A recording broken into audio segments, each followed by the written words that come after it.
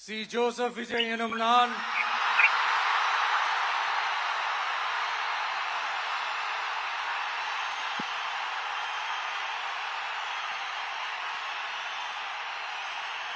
சட்டப்படி அமைக்கப்பெற்ற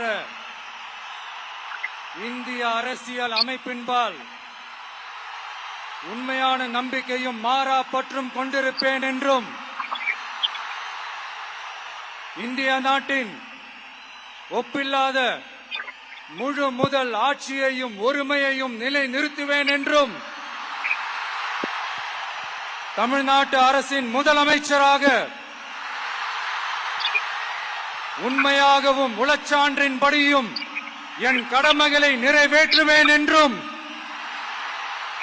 அரசியல் அமைப்பிற்கும் சட்டத்திற்கும் இணங்க அச்சமும் ஒருதலை சார்பும் இன்றி விருப்பு வெறுப்பை விலக்கி பலதரப்பட்ட மக்கள் அனைவருக்கும் நேர்மையானதை செய்வேன் என்றும் ஆண்டவன் மீது ஆணையிட்டு உறுதிமொழிகிறேன்.